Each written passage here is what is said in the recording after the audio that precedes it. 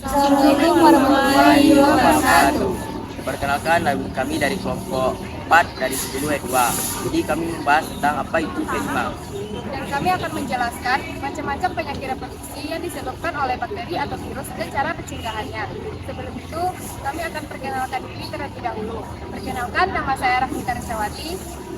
Saya Muhammad Fajar Yudi. Dan saya Monita Rastia. Saya Batrisya Tajila. Saya Kezia Dwi Putista. Dan saya Reza Azhara. Teman-teman, apa itu P5?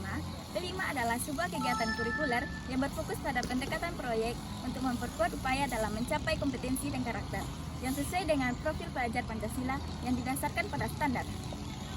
Cara menjaga kesehatan reproduksi dari virus. Kesehatan reproduksi remaja merupakan kondisi kesehatan yang menyangkut masalah kesehatan organ reproduksi yang kesiapannya dimulai sejak usia remaja ditandai oleh haid pertama kali pada remaja perempuan atau mimpi basah bagi remaja laki-laki. Kesehatan reproduksi remaja meliputi fungsi, proses, dan sistem reproduksi remaja. Sehat yang dimaksud tidak hanya semata-mata bebas dari penyakit atau dari cacat saja, tetapi juga sehat baik fisik, mental, maupun sosial. Ada beberapa penyakit reproduksi disebabkan oleh virus. Yang pertama ada Condyloma acuminata, vaginitis, kanker ovarium, kanker serviks, epididymitis, sifilis, dan gonorea, radang panggul, gangguan prostat, hipogonadisme, dan ortitis. Penyakit yang pertama yaitu ada vaginitis. Penyakit vaginitis ini terjadi karena adanya infeksi pada area vagina yang disebabkan oleh beberapa mikroorganisme atau Trichomonas vaginalis seperti bakteri, jamur, dan parasit. Infeksi ini dapat terjadi akibat kurangnya higienitas area vagina, perubahan komposisi flora atau komunitas bakteri alami di vagina maupun hubungan seksual.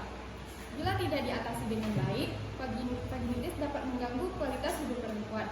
Gejala yang sering didapatkan adalah keputihan pada vagina.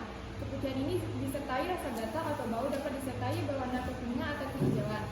Penyakit yang kedua yaitu ada Condyloma acuminata.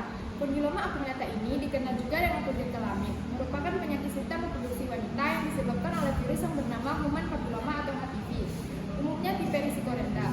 Virus tersebut biasanya ditularkan melalui hubungan seksual. Bila tidak ditangani dengan baik, kutil kelamin dapat tumbuh terus menjadi benjolan besar yang mengganggu. Terkadang gatalnya mengganggu dan terkadang perih dan dapat terluka bila tergesek pakaian dalam. Baiklah, penyakit yang ketiga adalah kista ovarium. Kista ovarium adalah penyakit kista yang ditemukan pada indung telur bukan rahim. Penyakit ini disebabkan perubahan sifat jaringan menjadi terlalu aktif bertumbuh. Pada sebagian kecil kasus, perubahan sifat ini dapat berubah lagi menjadi bersifat ganas, di mana pertumbuhan jaringan menjadi tidak terkendali sehingga menyebar dan merusak jaringan dan atau organ lain. Yang keempat adalah kanker serviks. Kanker atau tumor ganas adalah penyakit di mana jaringan tubuh bersifat ganas atau bertumbuh secara tidak terkendali dan dapat menyebar serta merusak jaringan atau organ lainnya. Serviks atau leher rahim merupakan bagian dari rahim perempuan yang menghubungkan rahim dengan vagina. Kanker serviks utamanya disebabkan infeksi kuman papillomavirus atau HPV, terutama tipe berisiko tinggi yang mengubah sifat jaringan di serviks dari bersifat normal menjadi bersifat ganas. Bila ditemukan sudah pada stadium lanjut, risiko menimbulkan kematian yang lebih besar bagi wanita. Yang kelima yaitu penyakit radang panggul. Penyakit radang panggul disebabkan oleh infeksi yang terjadi pada saluran telur dan urin telur perempuan yang terletak di rongga panggul. Infeksi tersebut terjadi karena adanya bakteri yang merambat melalui vagina, misalnya Chlamydia dan gonorrhea. Bakteri ini dapat menular melalui hubungan seksual. Penyakit ini bila terus berlanjut dapat menimbulkan masalah infeksi berat, gangguan kesuburan dan kehamilan di luar rahim. Pertama, masalah pada penis. Masalah pada penis meliputi disfungsi ereksi, kelainan bentuk penis, dan kanker penis. Kondisi ini dapat terjadi karena penyakit menular seksual seperti herpes genital, HIV atau AIDS, sifilis, dan gonorrea. Mengingat penyakit ini dapat ditularkan, sangat penting untuk menjaga kesehatan organ reproduksi dengan melakukan hubungan seksual yang aman. Sebab salah satu akibat dari penyakit ini adalah kemandulan. Yang kedua ada gangguan prostat. Terdapat beberapa jenis gangguan prostat seperti prostatitis atau peradangan prostat, PPH atau pembesaran prostat, dan kanker prostat. Apabila penyakit terjadi, tentunya akan mengganggu fungsi dari prostat itu sendiri. Prostat merupakan sebuah kelenjar yang membungkus saluran kemih atau uretra pria. Kelenjar ini berfungsi untuk memproduksi cairan mani, menyuburkan dan Penyakit ini merupakan peradangan pada saluran skrotum yang menempel pada testis. Epididimitis dapat menyebabkan buah zakar membengkak dan merasa nyeri sebab saluran tersebut memiliki peran penting, yaitu menyimpan sperma. Beberapa gejala dari epididimitis adalah air mani mengandung darah, nyeri saat buang air kecil dan ejakulasi, dan gangguan pada kesuburan. Hypogonadisme terjadi ketika tubuh pria tidak dapat menghasilkan hormon testosteron. Apabila kondisi ini terjadi, maka dapat mengganggu produksi sperma dan penurunan libido. Tidak jarang penyakit hipogonadisme berakibat pada infertilitas karena fungsi organ reproduksinya lain ikut menurun. Kelima, ada penyakit orchitis. Penyakit reproduksi sapi ini biasanya terjadi karena adanya infeksi bakteri atau virus.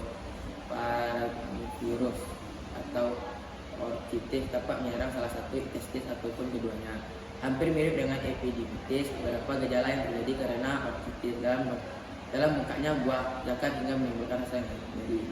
Akibat jangka panjang dari kondisi ini adalah menurun produksi hormon testosteron dan kemandulan. Pertama, ada menjaga kebersihan. Pastikan untuk selalu membersihkan organ intim, terutama setelah buang air. Cara membersihkan vagina setelah buang air yang ideal adalah membasuh dengan air bersih dari depan ke belakang. Setelahnya, keringkan vagina dengan disetrika menggunakan tisu sekali pakai. Selanjutnya, area vagina dijaga tetap bersih dan jangan lembab. Kalian juga dapat mengganti pakaian dalam secara berkala.